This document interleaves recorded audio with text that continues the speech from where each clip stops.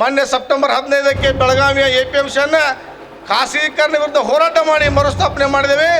ಆದರೆ ಇವತ್ತು ಕಾಣದ ಶಕ್ತಿಗಳು, ಚುನಾಯಿತ ಪ್ರತಿನಿಧಿಗಳು ಮತ್ತೆ ಬೆಳಗಾವಿಯಲ್ಲಿ ಖಾಸಗಿ ಮಾರುಕಟ್ಟೆ ಪ್ರಾರಂಭ ಮಾಡಲಿಕ್ಕೆ ಒತ್ತಾಯ ಮಾಡ್ತಾ ಇದ್ದಾರೆ.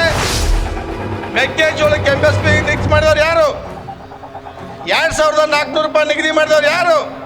ಇವತ್ತು ದಲ್ಲಾಳಿಗಳು, ಏಜೆಂಟರು 1600 ರೂಪಾಯಿಗೆ 1800 ರೂಪಾಯಿಗೆ ಖರೀದಿ ಮಾಡ್ತಕ್ಕಂಥ ವ್ಯವಸ್ಥೆಯನ್ನು ತಾವು ಇದನ್ನು ಒಪ್ಪುವಂಥ ಮಾತಲ್ಲ. ಮೀರುವಾಡಿ ಸಕ್ಕರೆ ಕಾರ್ಖಾನೆಯಲ್ಲಿ ಆದಂಥ ಘಟನೆ, ಅವ್ರು ಯಾರೂ ಹೋರಾಟಗಾರ ಅಲ್ಲ, ರೈತ ಹೋರಾಟಗಾರ ಅಲ್ಲ. ಕಾರ್ಖಾನೆ ಮಾಲೀಕರಿಂದ ಬಂದಂಥ ಆ ಕಿಡಿಗೇಡಿಗಳಿಂದ ಕಬ್ಬಿಗೆ ಬೆಂಕಿ ಹಚ್ಚೋದು, ಟ್ರ್ಯಾಕ್ಟರ್ ಬೆಂಕಿ ಹಚ್ಚುವಂಥ ಕೆಲಸವನ್ನು ಮಾಡಿ ರೈತರ ಹೋರಾಟವನ್ನು ಕುಗ್ಗುವಂತ ಮಾಡಿದ್ದನ್ನು ಭಾಳ ವಿಷಾದದಿಂದ ಹೇಳಬೇಕಾಗುತ್ತೆ. ರೈತರ ಮೇಲೆ ನೀವು ಎಷ್ಟು ಕೇಸ್ ಹಾಕಿರೋ ಹಿಂಸರಿಯುವಂಥ ಪ್ರಶ್ನೆ ಇಲ್ಲ. ಜೈಲಲ್ಲಿ ಕುಂತ್ಕೊಂಡು, ಪೊಲೀಸ್ ಸ್ಟೇಷನ್ನಲ್ಲಿ ಕುಂತ್ಕೊಂಡು ನಮ್ಮ ವಿಜಯ ಸಾಹಸ ಹೊರತಾಗಿ ನೀವು ಕೈ ಮುಗುವಂಥ ಪ್ರಶ್ನೆ ಬರಂಗಿಲ್ಲ ಅನ್ನುವಂಥ ಮಾತನ್ನು ಹೇಳಕ್ಕೆ ಇಚ್ಛಪಡ್ತಾ ಇದ್ದಾರೆ.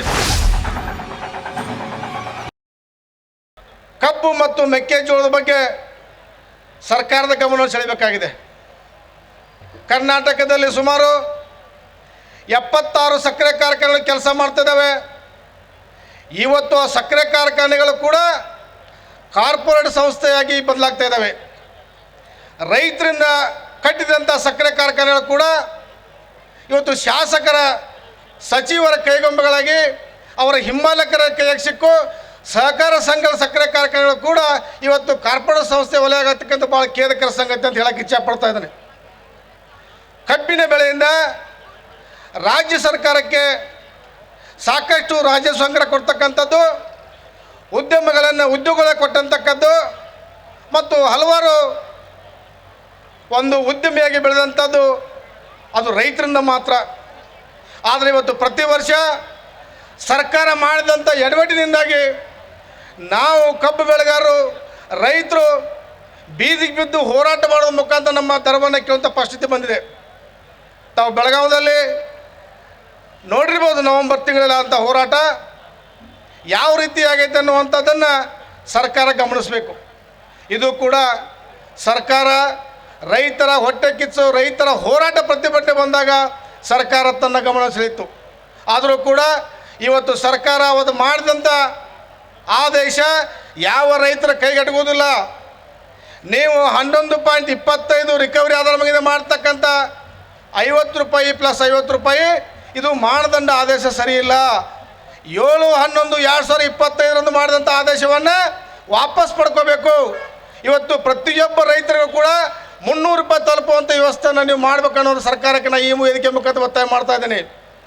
ಸಚಿವರು ಇವತ್ತು ರಾಜ್ಯಾದ್ಯಂತ ಹೋರಾಟ ಮಾಡಿದಾಗ ಯಾವ ರೈತ ಮುಖಂಡರನ್ನು ವಿಶ್ವಾಸ ತೆಗೆದುಕೊಳ್ಳದೆ ಇವತ್ತು ಏಕಪಕ್ಷೀಯವಾಗಿ ನಿರ್ಧಾರ ತಗೊಂಡ ಆದೇಶವನ್ನು ಈ ವೇದಿಕೆ ಮುಖಾಂತರ ನಾವು ಖಂಡಿಸಲಿಕ್ಕೆ ಇಚ್ಛಪಡ್ತಾ ಅಂತ ಹೇಳಕ್ಕೆ ಇಚ್ಛಪಡ್ತಾ ಇದ್ದೀನಿ.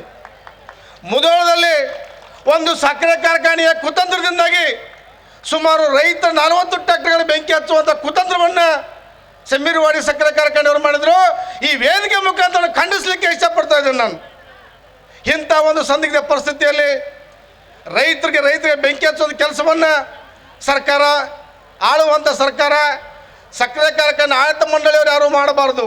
ಇದರಿಂದ ರೈತರಿಗೆ, ಸರ್ಕಾರಕ್ಕೆ ಹಾನಿ ಆಗ್ತದೆ ಹೊರತಾಗಿ ರೈತರು ಯಾವತ್ತೂ ನಿಮ್ಮನ್ನು ಬಿಡಲಿಕ್ಕೆ ಅನ್ನುವಂಥ ಮಾತಾಡಕ್ಕೆ ಇಚ್ಛಪಡ್ತಾ ಇದ್ದೀನಿ.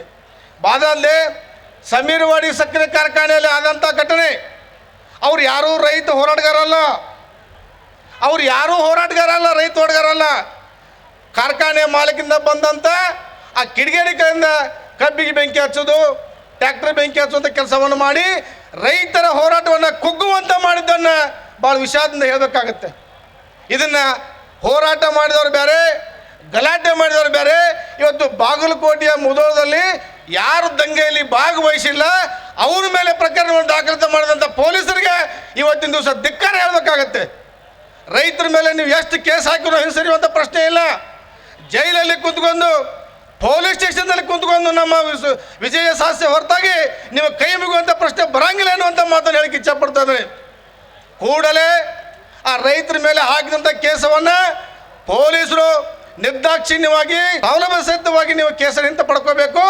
ಆಗಲಿಲ್ಲ ಅಂತಂದರೆ ಸಂಯುಕ್ತ ಹೋರಾಟ ವೇದಿಕೆ ಬಾಗಲಕೋಟೆಗೆ ಬರ್ತಿದ್ದಂಥ ಮಾತನ್ನು ಹೇಳಕ್ಕೆ ಇಚ್ಛಪಡ್ತಾ ಇದ್ದೇನೆ ನಾನು.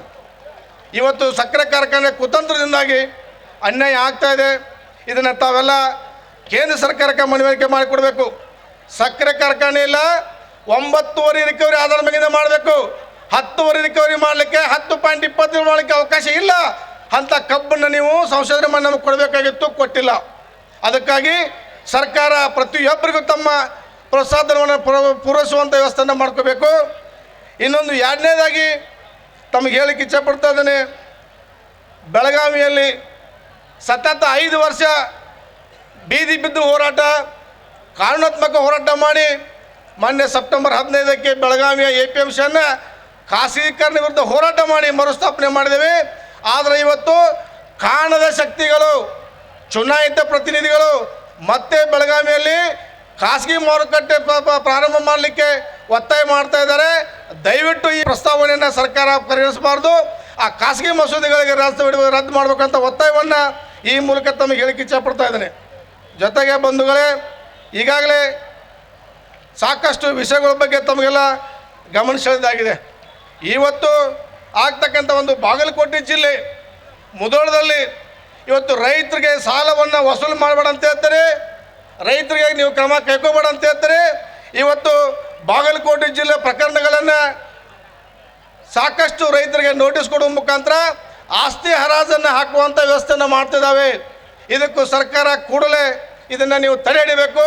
ಆಸ್ತಿ ಜಪ್ತಿ ಮಾಡುವಂಥದ್ದನ್ನು ಬಂದ್ ಮಾಡಬೇಕು. ಹಲವಾರು ಸಕ್ಕರೆ ಇದು ಬ್ಯಾಂಕ್ಗಳು ರೈತರಿಗೆ ಕೊಡುವಂಥದ್ದು ಇನ್ನೊಂದು ಈ ತಡೆ ಹಿಡಿಯಬೇಕು. ಒಂದು ವೇಳೆ ನೀವೇನಾದರೂ ಆಸ್ತಿ ಹರಾಜು ಹಾಕೋದು ರೈತರಿಗೆ ನೋಟಿಸ್ ಕೊಡುವಂಥ ಪ್ರಶ್ನೆಯನ್ನು ಮಾಡಿದರೆ ನಿಮ್ಮ ಜೊತೆ ರೈತರ ಜೊತೆ ನಾವೆಲ್ಲ ಸಂಯುಕ್ತ ಹೋರಾಟ ವೇದಿಕೆ ಸಂಪೂರ್ಣವಾಗಿ ಬೆಂಬಲ ಕೊಡ್ತದೆ.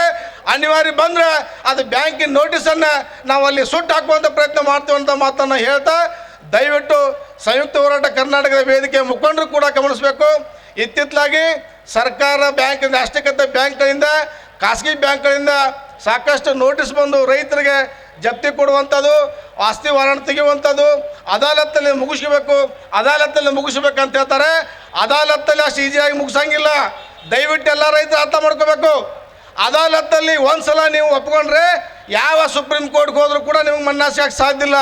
ಯಾವತ್ತು ಬೇಕಂತ ಹೊರಟಿದ್ರು ಕೂಡ ನಮ್ಮ ಬೆಳೆ ಸಾಲಕ್ಕಾಗಿ ನೀವು ಅದನ್ನು ಏನಾದರೂ ಮಾಡಿ ಅದನ್ನು ಹಿಂತಕ್ಕುವಂಥ ಪ್ರಶ್ನೆ ಮಾಡೋದು ಸರ್ಕಾರಕ್ಕೆ ಒತ್ತಾಯ ಮಾಡಬೇಕು ಹೊರತಾಗಿ ಅದಾಲತ್ತಾಗಿ ಹೋಗಿ ಒಂದು ಸಣ್ಣ ಟೋಕನ್ ಕೊಟ್ಟು ನೀವು ಒಪ್ಕೊಂಡ್ಬಿಟ್ರೆ ಹಣ ತುಂಬುವಂಥ ಜರೂರತೆ ಬಂದೇ ಬರ್ತದೆ ಅನ್ನುವಂಥ ಮಾತನ್ನು ಹೇಳ್ತಾನೆ. ಅದಕ್ಕಾಗಿ ಸರ್ಕಾರ ಕೂಡಲೇ ಯಾವುದೇ ರೈತರಿಗೆ ನೋಟಿಸನ್ನು ಕೊಟ್ಟು ಆಸ್ತಿ ಜಪ್ತಿ ಮಾಡಲಿಕ್ಕೆ ತಡೆಯುವಂಥ ಮಾತನ್ನು ಹೇಳಿಕ್ಕೆ ಇಚ್ಛೆಪಡ್ತದೆ. ಜೊತೆಗೆ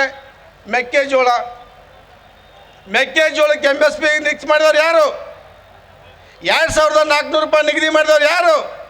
ಇವತ್ತು ದಲ್ಲಾಳಿಗಳು, ಏಜೆಂಟ್ರು 1600 ರೂಪಾಯಿಗೆ 1800 ರೂಪಾಯಿಗೆ ಖರೀದಿಯನ್ನು ಮಾಡ್ತಕ್ಕಂಥ ವ್ಯವಸ್ಥೆಯನ್ನು ತಾವು ಇದನ್ನು ಒಪ್ಪುವಂಥ ಮಾತಲ್ಲ. ನೀವು ನಿಗದಿ ಮಾಡಿದಂಥ 2400 ರೂಪಾಯಿ ಪ್ಲಸ್ 600 ರೂಪಾಯಿ ಕೊಡಬೇಕಂತೇಳಿ ಶಂಕರನ ಅಂಬಲಿಯವರು ಮಹದಾಯಿ ಹೋರಾಟಗಾರರು ಮೊನ್ನೆ ನವಲಗುಂದಲ್ಲಿ 5 ದಿವಸ ಒಮ್ಮರು ಉಪವಾಸ ಕೂತರು. ಯಾವ ಸರ್ಕಾರದ ಕಡೆಗೆ ಪ್ರಶ್ನೆ ಮಾಡೋಕ್ಕೆ ಬರ್ತಾ ಇಲ್ಲ. ದಯವಿಟ್ಟು ರೈತರ ಹೋರಾಟಗಳಿಗೆ ಭಾಳ ಕಡೆಗಣಿಸಬಾರ್ದು. ರೈತರ ಹೋರಾಟಗಳಿಗೆ ಗೌರವ ಇದೆ. ರೈತರನ್ನ ನೀವೇನಾದರೂ ಹೋರಾಟಕ್ಕೆ ದಿಕ್ಕಿಸೋ ಪ್ರಯತ್ನ ಮಾಡಿದ್ರೆ ಸುಮ್ಮನೆ ಮಾತನ್ನು ಹೇಳ್ತಾ ಇಲ್ಲಿ ಮಾತಾಡಲಿಕ್ಕೆ ಅವಕಾಶ ಮಾಡಿಕೊಟ್ಟಂಥ ಎಲ್ಲರಿಗೂ ಒಂದಿಷ್ಟು ನಾನು ಮಾತನ್ನು ಮುಗಿಸ್ತಾ ಇದ್ದೆ.